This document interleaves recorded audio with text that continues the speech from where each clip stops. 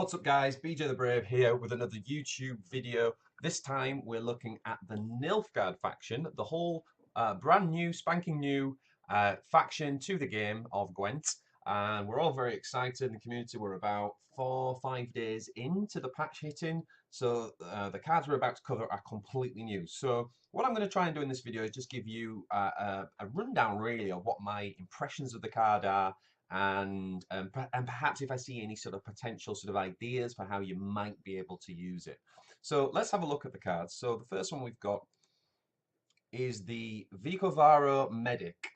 Now the Vicovaro Medic, when this first was shown, looked pretty insane because being able to resurrect from your opponent's graveyard is essentially the ability of the Monsters Gold faction, which is the Caretaker. This guy can only resurrect a bronze unit, and he can't resurrect permadeath, but it's still a very, very powerful ability. Particularly powerful against Skellige. So if we see, as we have done earlier, actually, we've seen quite a strong Skellige meta where the guys are playing things like the Axemen that just end up growing and becoming huge. So if you can kill an Axeman and then steal it with this, it's really good. Also, really good around because of the fact that they buff their base strength. So this guy again being able to steal that. Finding it also pretty good in things like control mirrors. So if you're playing against like Northern Realms control, you can you save these to the third round, and then you can sort of steal the ballistas and things like that. So you're putting 2 value down, you're stealing a 5, giving you 7, and then you're dealing 3 damage, which is 10, and actually reducing 3 from his value. So kind of somewhere between 10 and 13, depending how you want to measure that. So a really, really, really strong card. Some weaknesses to bear in mind though is that when you there are things like emissaries and stuff, as we'll come on to, which can draw through your deck. Also things like First Light's Rally, and any draw mechanic. King of Beggars will pull this card because it's only a 2. King of Beggars draws the smallest unit in your deck. Very terrible when that happens on turn 1 and there's nothing in the graveyard. So that's the only thing to bear in mind. But other than that, I think this is a really strong card. I mean, if I wasn't planning on giving this a rating, but if I did, I would say this is somewhere around a B plus in terms of bronze cards. It's a very strong card. Okay, next up we got the emissary, as we just spoke about. So the emissary is essentially a unit you can play, and it draws the top bronze unit in your deck.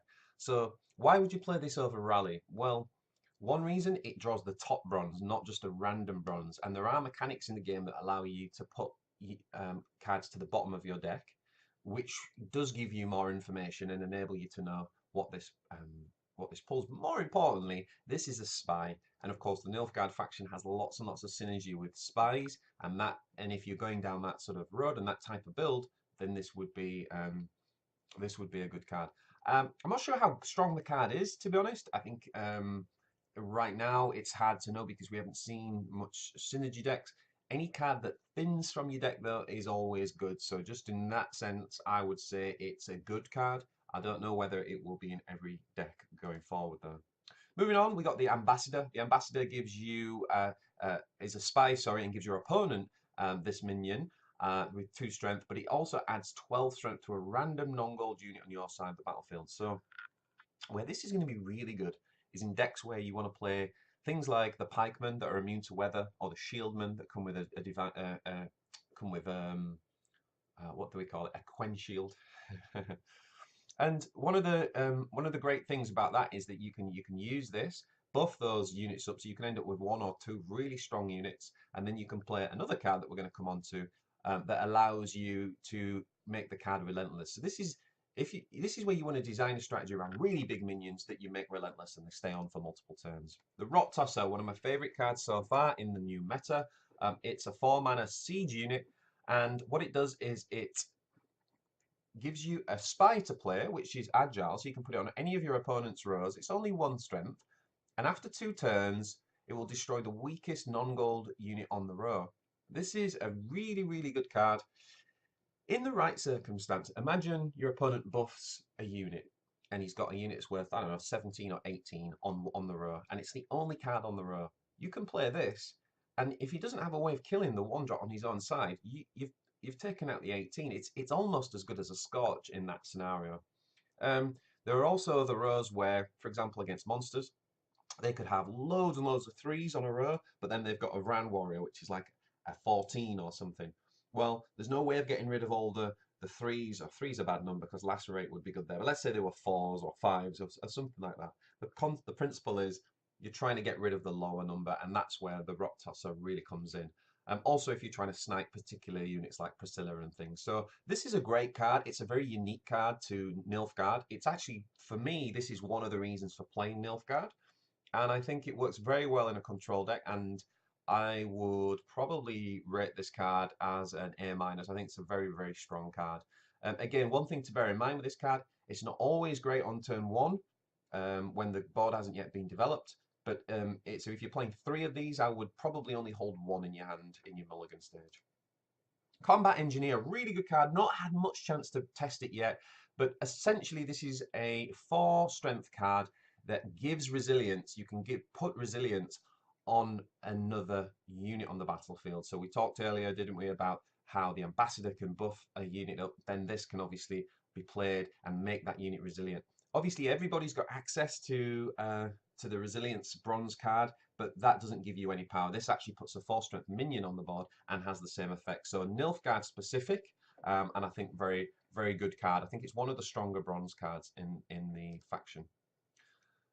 The Mangonel. Now, the Mangonel is a really hard one to rate because if you're playing a reveal strategy, this is like an A plus card. It's the strongest bronze card in a reveal strat synergized deck. If you're not playing a reveal synergy, it has literally no use whatsoever. It becomes the worst bronze. So it's kind of a hard one to judge. If you're using that synergy, it's a very strong card. In fact, it's essential you want 3 of them.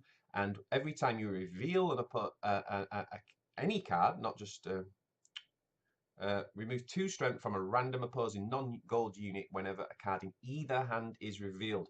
And remember, cards can be revealed from your hand and your opponent's. So very strong card in a reveal deck. Spotter. Gain 1 strength for each revealed card in either player's hand, whilst on the battlefield gain 1 strength whenever a card in either player's hand is revealed. So, again, really, really strong card in a reveal deck. Actually, not a really, really, really strong card, but I would say a really decent, a really solid bronze card in a reveal deck. But if it's not a reveal deck, it's useless.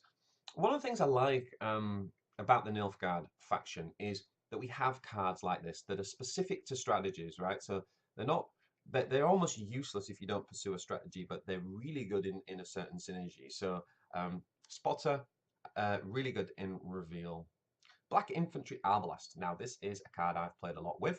I think this is a really solid bronze card. It is, the reason for that is this is a kind of card that gives you value. It gives you really good value. It doesn't need to synergize with anything. Okay, it's 5 strength and it removes 3 from your opponent. So that's a solid 8 strength bronze. With the added advantage that if you shoot something that has had its base strength increased or improved by a buff, then you can actually do 5 damage instead of 3. So a Black Infantry Arbalest is almost always going to get you good value. Worst time to be stuck with this is if it's turn 1 and neither of you have played anything on the board and you don't have a proactive player. You don't want to just play this for 5 value. You need an opposing target for the card. That's the only downside. Other than that, I think it's a very good card. Probably a B for me, that card. Next card, the Fire Scorpion. Slightly less good than the previous one.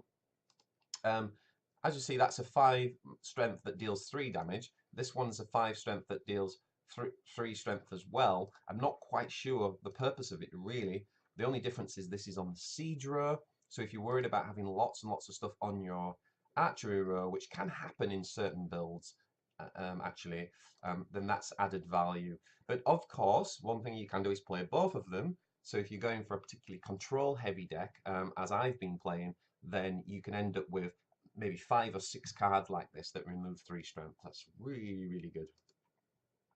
Then we've got the Nausicaa Standard Bearer. So again, I've run this in one deck. I think this works quite well in the deck that runs lots of the Spearmen. The Spearmen come out with the Quench Shields. They all come out on the same row.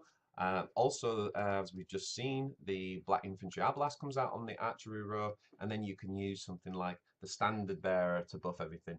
Just bear in mind, if you're going to go for a buff strategy, we haven't seen many decks like this yet, but we're only 4 days in. I do think it's a viable strategy, but I would suggest running things like Madromes or Thunder Potions.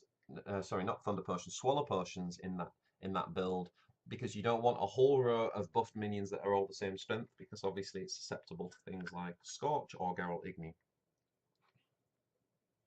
Overall, though, I think this card it would be much better in other factions than it is in Nilfgaard, though, because in Nilfgaard you tend to not swarm the board with minions, and this is the kind of card that benefits that setup. So I would say that this card is C, just because of the Nilfgaard builds we're seeing, but it could synergize well. It could get you really good value. It could certainly get you well above 10 value in the right deck. Next up, we've got the Nausicaa Brigade. This is archery row, and it's 5 strength, and it reads remove 4 strength from a spying non-gold unit on either side of the battlefield. This card is fantastic in the mirror match. Remember how I said the Rot Tosser is one of the best cards in bronze cards in the faction? Well, this is the anti-Rot Tosser card, right? Because the Rot Tosser played against you, you can just play this guy, kill the 1 strength minion, its effect doesn't go off, and you get buffed to 8. So if Nilfgaard become the meta, and we see lots of Rot Tossers, this is actually a fantastic card to start running as tech. Outside of that, it's not great. It is quite specific. It has to be a spying unit that it kills, and it does have to kill it in order to get 4 strength. Most spies, most normal spies, as in spies like Yavin and those sort of spies that just draw a card, they end up being over 10 strength, so it's unlikely this is going to kill it. I'd probably say that card's around a C, C minus for me. This card, the Imperial Brigade, I've not had much chance to use. I really want to practice with this one. Again, works very well in a spying build. Again, 2 strength for each spying unit on the battlefield. So if you're using lots of emissaries to draw through into this, then this should be a really good card in that deck. Probably around a sort of B minus power, I would say. But again, it is build specific. So the Imperial Enforcers, I actually really like this card. The reason I like this card is because there are certain abilities, hero abilities, that are very strong, and we have a fantastic gold card which we're going to come to that allows you to play the hero power twice. So that means that you're very likely to get this going off. Its special ability reads gain 4 strength whenever either player uses a leader card.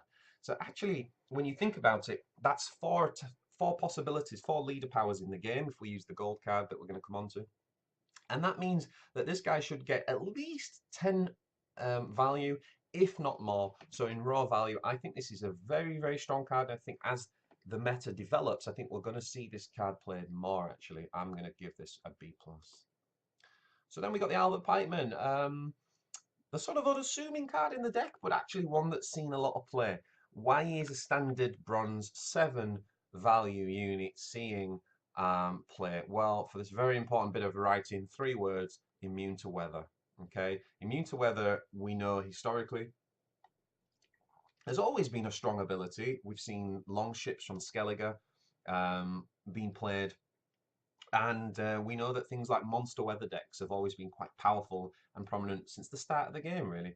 So this is a card that will always come in and out of the meta in Nilfgaard decks, and it's also a very reliable card. Remember how we talked about ambassadors being able to buff units? If you want to go with a buff strategy, this is a great card to base that strategy around. Alba Spearman, another card seeing a lot of play. It's on the ranged row, and it is a 7 strength card that automatically comes with a Quen Shield built into it. I think this card is good. I think it's one of the more solid proactive cards in the deck, probably the most solid proactive card in the deck. It's also a really good card to be pulled because you could, for example, play an emissary or a rally onto a board that has weather, and so a lot of other cards would suffer. Whereas this card, it comes on with the shield, so therefore it wouldn't be you wouldn't lose the value to weather. Overall, I think this card's pretty solid as a bronze, and I would say that it's around a B. The Alchemist. Reveal a random card in your opponent's hand. Well, again, in a reveal deck, this is a decent card. Out of a revealed deck, it's not a good card. I would say it's around a C power for me. I think there are other bronze you're going to want to play.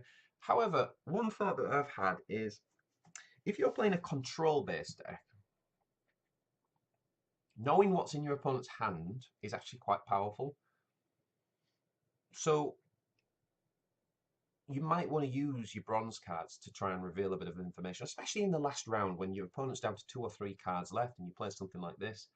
You can kind of get an idea as to how he's trying, what his strategy is, how he's trying to win the round. So perhaps it'll sneak its way into some control decks, but I wouldn't bet on it. I think this card is around C level power for me, maybe even a C minus.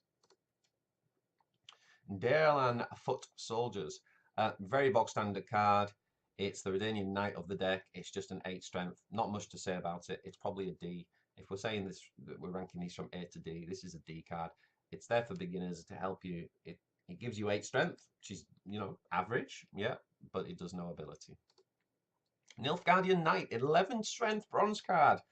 In terms of pure value, you're not going to get better than that for a bronze. The downside, obviously, that has to come with it is that it reveals a random card in your hand. Now, I think it's still yet to be seen what is the value of a revealed card, and that's yet to be determined. When we start to see Nilfgaard come into competitive play, and we get to see whether revealing is really powerful or not as powerful as was anticipated, that's when we'll be able to sort of value this card. But I still think this is a pretty solid card. I'm going to say it is around a B+, this card, for a bronze, just because the raw value of that means that in the right decks, this could be very strong. Okay, so that's it for the bronze card. So let's move on to silver.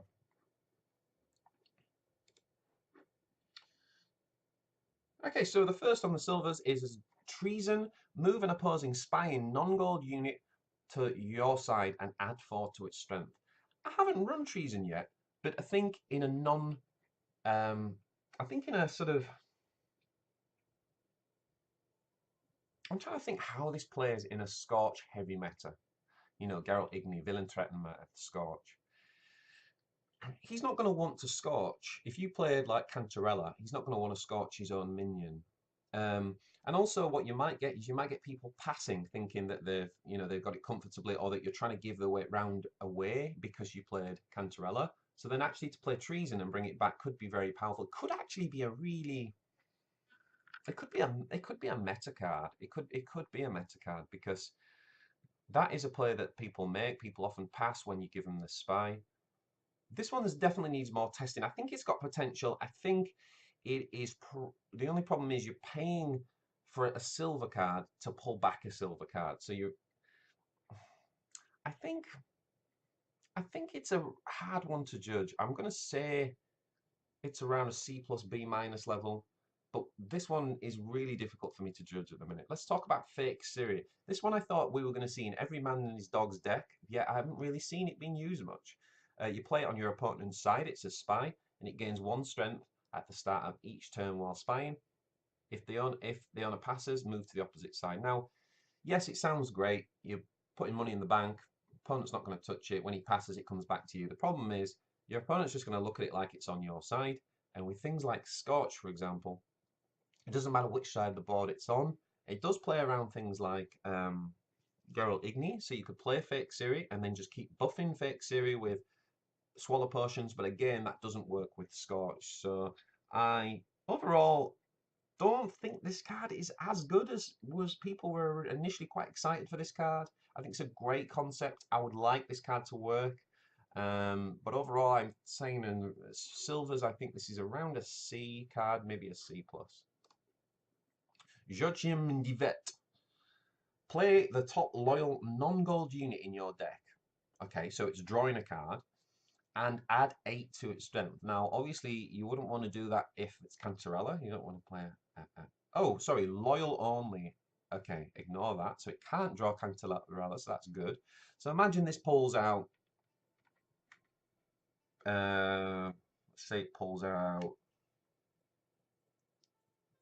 Orkvist, yeah, and then you add 8 to it. To be honest, any bronze that's on your side, adding 8 to it means that you're basically getting 13 value from a silver card, so very strong in terms of value. Only problem is, again, if you're carrying cards like Scorch, etc., then you wouldn't want to play this card. Overall, though, very powerful. I think it's around a B+ level. Cantarella, well, this is the sort of what we used to, the standard spy. You play it on your opponent's side, you draw a card. Okay, it adds 6 whilst it's spying. So it's 12, and it's immune to weather, like all these types of cards are.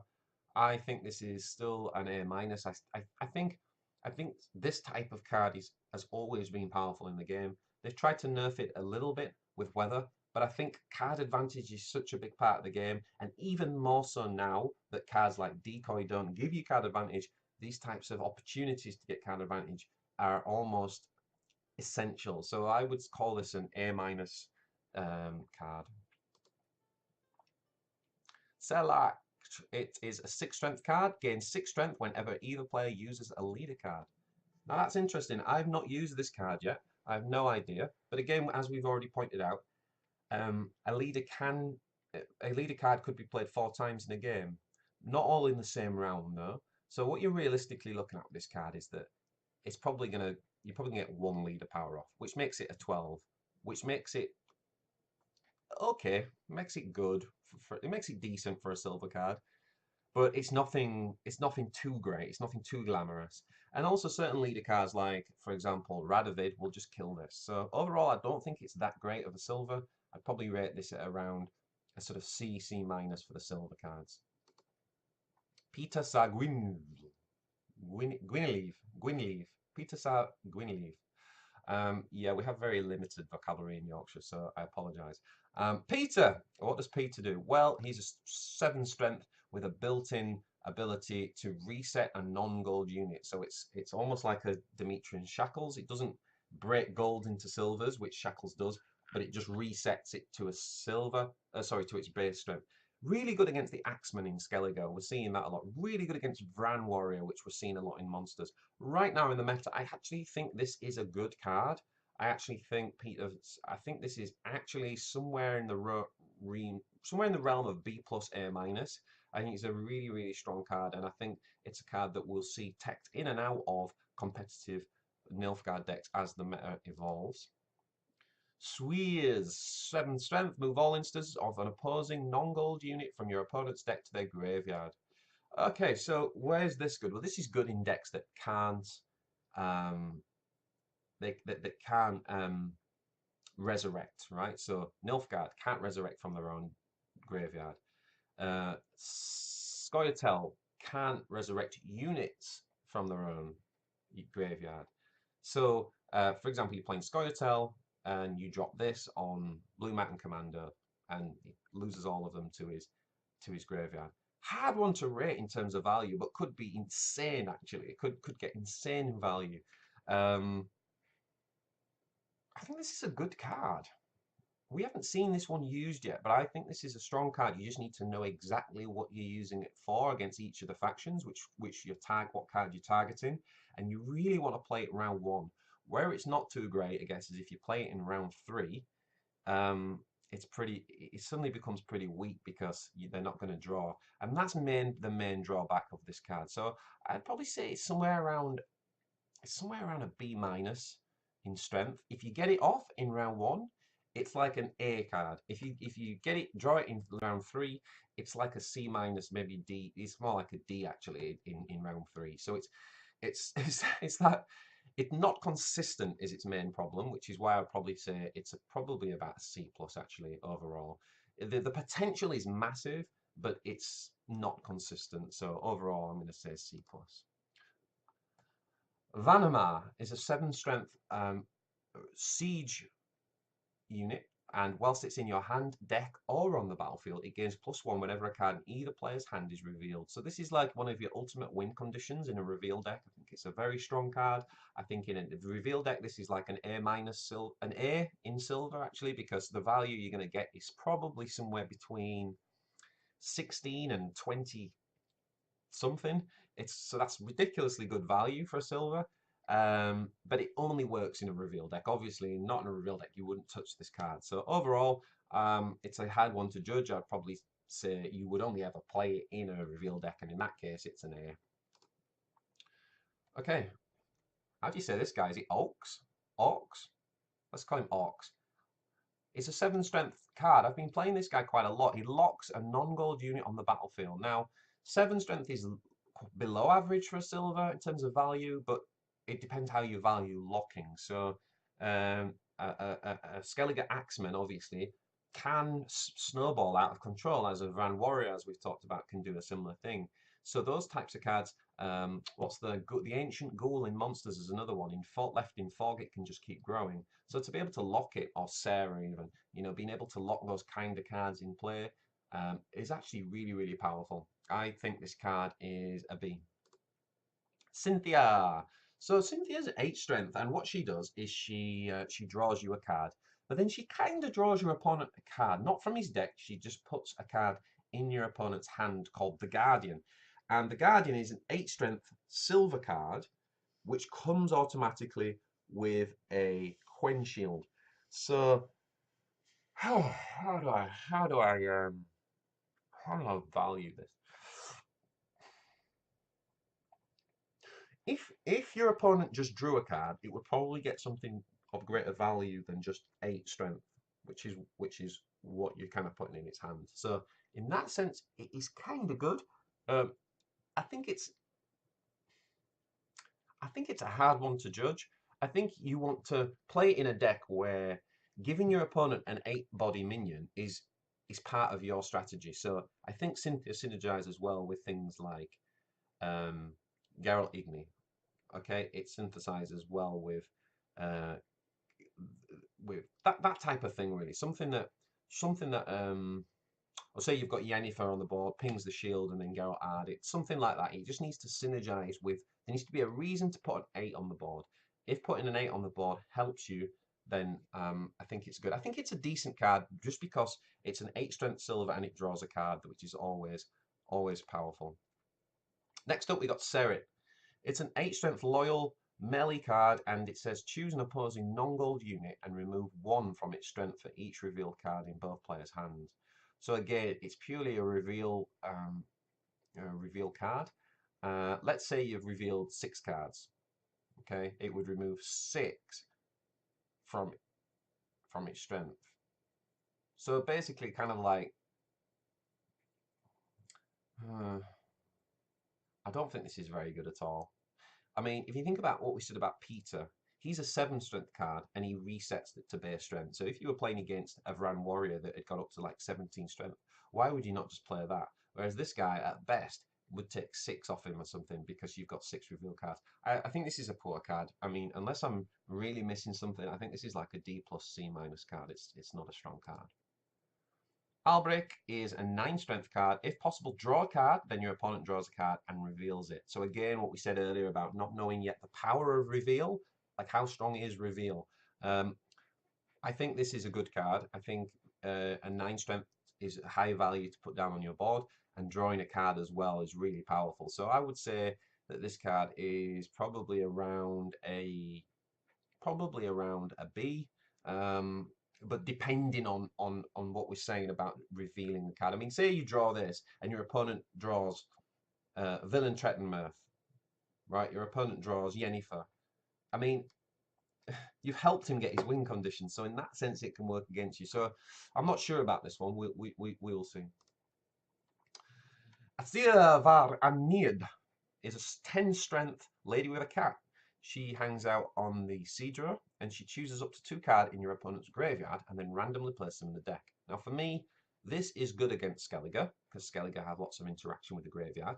And I also think this is good against, could be good against Scoia'tael where they're playing cards spells to use with Aglace, so possibly there. But overall, I don't think it's great. I think it becomes almost useless in some of the other cards, the other decks, the ones that can't interact with the graveyard.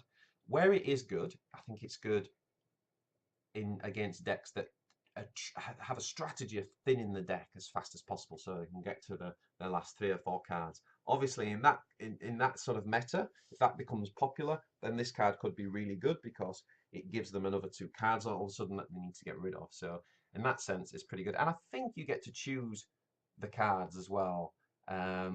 So you can pick really rubbish cards to put back and fill their hand with bronzes. So in that sense, it's okay. I think overall, I give this card a C plus, something like that, C plus. And last but not least, we've got Fringilia Vigo, which is a 10 strength card with no ability. So all factions pretty much have this. Again, if you're a beginner and you're just playing free to play and you just get a collection and you get this card, then you should play it because 10 value is better than pretty much every bronze card in the game. Other than that, you should almost always play a different silver. So last but not least, let's have a look at the goals. So first up, we've got Assassination. Destroy an opposing non-gold unit, remove an amount equal to the unit's strength from a random non-gold unit on your side. Okay, so I see 2 good uses for this. Okay, one good use is where you don't have anything on your side. So essentially, it's like it's very powerful in that situation, right? Because you can just pick any card you want and assassinate it. Let's say your opponent's got 3 ancient ghouls all buffed, and he's put resilient on the 2nd strongest one. Scorch wouldn't help you in that situation. Assassination would. It's also really good if you've got low strength minions on your side. If you've got like 2s, 3s, 4s, doesn't matter. Assassinate is 17 because he's only going to kill a 3 strength minion on your side. It's also good at taking out tech cards. So let's say he's got Okvist. Let's say you've wounded Okvist with a lacerate and he's down to 2 or 3 strength and he's down to his last tick on his timer. You can just assassinate Okvist because you kill the ability of that card and you only actually lose 2 to 3 strength from your side. So killing low strength tech or special ability cards, if they become a thing, I think assassination would be good. I think this card's got a lot of potential. We've not seen it used much yet. I'm going to say it's around a B- because it is competing with a lot of other powerful cards, obviously being a gold, and it doesn't give you a body. That's the other thing. It doesn't give you a body. Leto of Goulet. This card is based on a really cool character from The Witcher 2. It's a 1 strength card, and it says vanish 3 non-gold units on the row. Add their strength to this unit's base strength when removed. So it's kind of like the monster card, isn't it? Like the Kairan card. You can use it in that sense. So you could remember the card that we said about that buffs everything, a bit like the Skull, and it gives everything +2. If you're playing potions and that type of thing, you could then play Letho to basically play like a Kairan, where you just protect all your value. But what people are also doing is doing things like playing it in your opponent's row and killing off his stuff. And that works particularly well with things like things that would keep growing, like Vran, for example, Vran Warrior. This also synergizes really well with another gold card, which is the Twisted Mirror. So if you've got the Twisted Mirror, you can play this guy, kills your opponent's best units, gets giant, and then play Twisted Mirror to swap it. Very, very situational though. Overall, I think it's an incredibly situational card, and I would only play it in a deck where you're trying to build value on your side of the board as well and looking to bank and protect it. Overall, I think as a gold, I think this is a C level or C+. Vatir de Redu is a 7 strength card, ranged and loyal. Reveal up to 2 cards in your hand. Okay, so you reveal your own hand, and then for each card that's revealed, reveal 1 in your opponent's hand. Now, you get to choose which cards in your hand you reveal. Your opponent doesn't. It's random. That in itself is slightly more powerful. It's not just 2 for 2. It's actually more in your favor because you get to choose. Okay. Um, you also get a 7 gold body. Okay, and also you get, most importantly, you get the synergy of having 4 cards revealed. So again, hard to judge. In a non-reveal deck, this card's useless, pointless even. In a reveal deck, I think this card has got really good potential. I think in a reveal deck, you would probably always play this card, pretty much. Um, and in a reveal deck, I would probably say it's a B plus, A minus gold card. Tibor Eggenbracht. Interesting card. Strength 7. If your opponent's not passed, you gain 15 strength, then your opponent draws a card and reveals it. So there's an obvious thing to love about this card, and that's value, right? 22 strength is huge to just put down on the board. We all know how scary it is when Skellige play Halmar and kill the silver drop that comes out of it, making him ridiculously high strength gold. It's kind of the same effect. So what do I think about Tibor? Well, because of his effect, you're forced to play early, and I don't like that with golds. I like you being able to decide when you play a card. Of course, if your opponent's passed and you need to win the round, 7 value is not adding much, not for a gold stack card anyway. So you really need the buff, so you've got to play him early. That makes him susceptible to anything that could harm him. So particularly D shackles, D bomb, they are going to cause this guy a big problem. The biggest drawback really is that your opponent draws a card. Now, yes, we get to see what that card is, but as we've already said, card advantage is massive in this game. I think you've got to time this card and you've got to play it in a round where card advantage doesn't matter so much, or if you're already up on card advantage. But for me, that is situational. And I think it makes this card really, really hard to value. I think he's probably about a B, maybe a B minus. I think he's a B because 22 in a gold bubble that can't be harmed by anything other than things like Demetrium shackles is very powerful. It's a lot of value, a lot of protected value, and for that reason, I'd want to say it's a B. It's going to be interesting to see how many people play this card or not, but I think it is a good card. I just don't know if it's the best goal. Vilgefortz is an 8 strength card. This card's really flexible because it allows you to destroy a unit, not a gold unit, but destroy any other unit, and it can be on your side or your opponent's side. Okay. Whichever side you play it on, though, they get to draw a card. Okay, now if you draw a card, it automatically plays the card. It doesn't go into your hand, it automatically plays it. So you don't get card advantage, but you do get value on the board, right? So you're playing an 8, and then you could kill, again, very good in the mirror match, because if he's throwing the Rot Tosser, or if you've got some like Roach or a small unit, you can kill that off, and then you get to essentially draw and immediately play another card. So let's say you're getting an average of 8 value from a bronze card. With this guy, that's kind of like giving you 16 value, but you've obviously killed a unit to do that. So you've lost a bit there. But obviously the other thing is the biggest thing about this card is its flexibility, because if your opponent's got a Skellige Axeman that's got up to 47 strength, then of course you just use this guy almost like an assassination, and who cares that he reveals another card, because that other card's not going to be worth 47 strength. So it's the main thing about this card is it's not the greatest value card of all the golds, but it is a very good flexible card. So for that reason, I would say this card is a B. Menno Colehorn. Okay, so Menno, I think Menno is really powerful in the what's his name? What's the leader called that gives you? What's the leader called now? I've forgotten his name. Jean Calviet, which moves all spine units.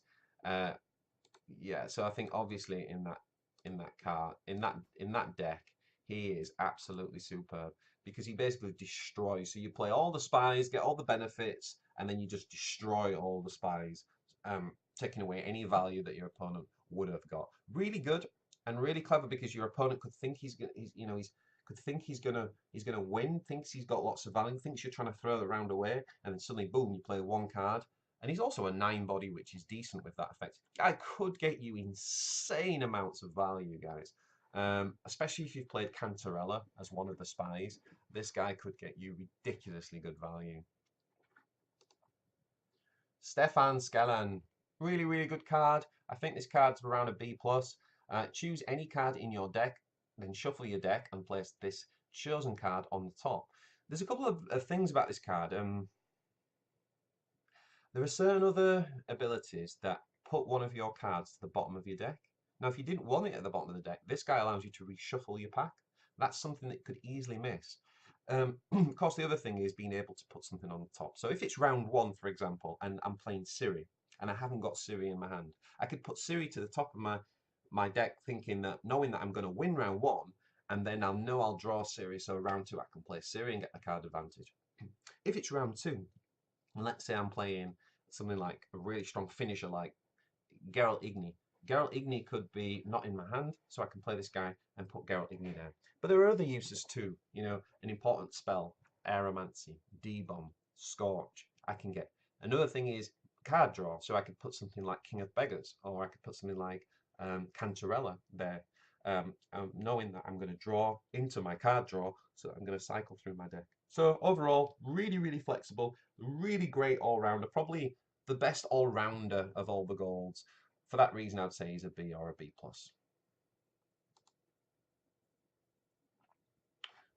Actually, I think he's a B+, yeah. Zarthesius is a 9 strength card. Look at the top 3 cards in your opponent's deck. You may move one to the bottom of the deck. Didn't really want to mention Hearthstone, but it really reminds me of a card in Hearthstone that we used to play it. But what this does is it kind of it gives you value that you probably never know you had, right? So this could absolutely cripple your opponent. This could be the difference between winning and losing. If one of those 3 cards in the bottom of his hand going into, let's say, the end of round 2, and one of those 3 cards was his game winner, his win condition, his Hag, or his Geralt Igni, or his Villain Trettenmirth, or filling his Shani in Northern Realms, and you just put that to the bottom, this has won you the game. You know, he draws a random bronze instead of that. But you'll never know that it's won you the game. The other problem with this card is I've played this card a bit where the 3 options in my opponent's deck come up as 3 bronze or duplicates of the same cards, like an Arachnis, so it doesn't matter. I think that's the problem. Then you feel a bit cheated. You feel like you've wasted a gold card. So it's it's very powerful, this card, but it's not consistent. It's not consistent. And so because it's not got the consistency that I would like it to have, I would give this card around a B.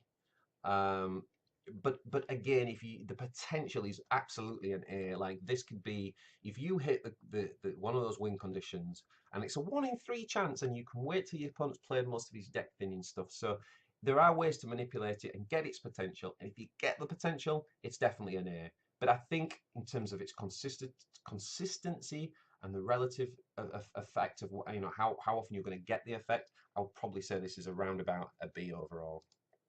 Okay, Kahir. This is a card that I really undervalued, but I actually think Kahir is pretty much an A. This card is, first of all, a very strong body, right? It's a 10. It's only 2 less than a vanilla Geralt, as we like to judge a lot of the gold cards against vanilla Geralt, because he gives us 12 protected value. This guy gives you 10 protected value, and after 2 turns, both leaders will be available for use. Now, as that is the last of the gold cards, I can just bring up the leaders. This leader here, Morvan Voorhis, is one of the best leaders in the game because he looks at the top 3 cards in your deck and he plays one. So this card, this guy has great synergy with Kahir because he can play that twice. That means you've basically been able to look at 6 of your cards and choose 2 of them. And I think that's really, really powerful. It's also really consistent as well because you can thin your deck and play Morvan, when you need to play it. The other good thing though about Kahir is that you can play it when your opponent's, if you've got card advantage over your opponent, you can wait right till the last 2 cards and then you can do it. and your opponent doesn't get to replay his hero power. So, or you can do it at a time where his hero power wouldn't be very good, like Francesca, for example, at Scoia'tael. If he's already used Francesca, then using Francesca again when he's only got 1 or 2 cards is probably not very good because he's probably already holding, say, Aglace. So I think that combination is really powerful. Same for Amir as well. Obviously, being able to look at reveal 3 random cards in your opponent's hand. I think that's really powerful. Being able to do that twice. Not so much with John Calvey. I mean, once he's destroyed all the spies, there's no more spies to go. So it doesn't synergize with John Calvey. But if you're playing these other 2 cards, these are the 2 leaders, I'd suggest running Kahir in just about every single deck. So that's our Nilfgaard impressions, guys. Thank you for watching. I hope you liked the stream. I'm going to be doing some more of these videos to look at how the other factions have been affected by the patch. So hit subscribe and look out for those videos as they'll be following shortly. Thanks for watching.